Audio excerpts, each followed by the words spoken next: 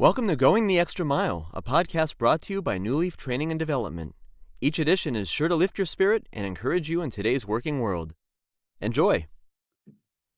Even after living here now for about 21 years, I still hear American English phrases that I don't quite understand.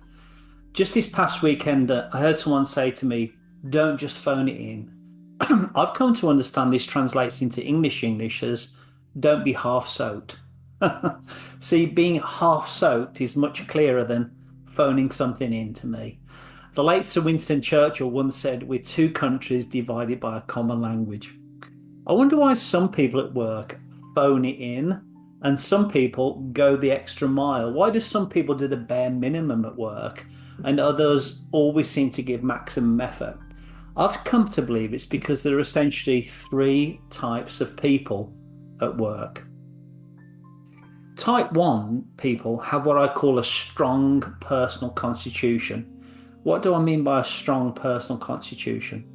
Well, rather like how organisations have a mission statement which is meant to be their why, or as the French say, raison d'etre, I've noticed that effective individuals have their own reason to work well.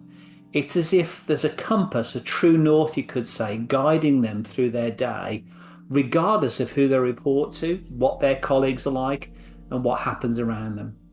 I remember working with a type 1 called Gordon. It was almost as if he was serving a much higher purpose and wasn't swayed by the ups and downs around him. Gordon was perhaps the most noble, honourable and hard-working individual I've ever worked with. He was a superb direct report to me and an outstanding supervisor of others.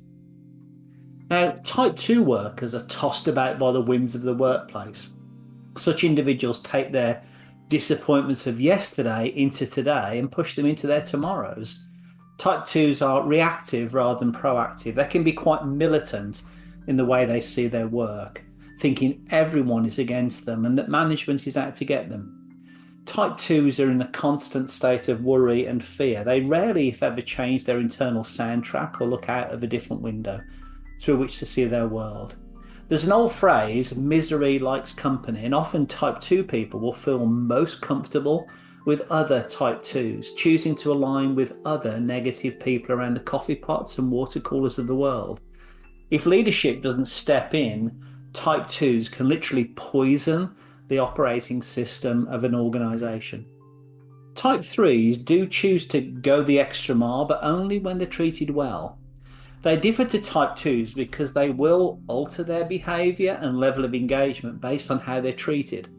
Type 3s will engage as long as they're constantly pampered, which can take many forms. They respond to leadership that gives them plenty of autonomy and who ask their opinion regularly. Type 3s like having ping pong tables in the middle of the open plan office area and a running buffet of snacks in the break room with beanbags and game stations. They work better when work is like a playground.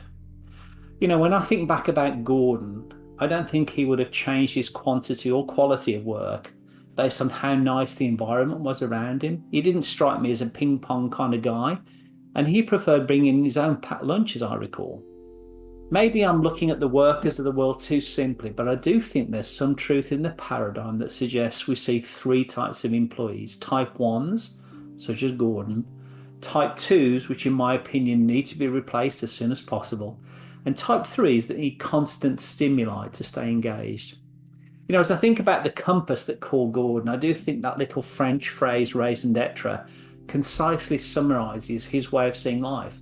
See, raison d'etre means the most important reason or purpose of someone or something's existence. I actually came to know Gordon pretty well outside of work. Funnily enough, a group of us once cycled from London to Paris together. And during those 5 days of cycling, I asked him in my schoolboy French what his raison d'etre was, and I'm eternally grateful that he shared that with me. It really changed how I see the world. The working world sure needs more type 1s to positively influence type 2s and encourage type 3s to actually get stuff done.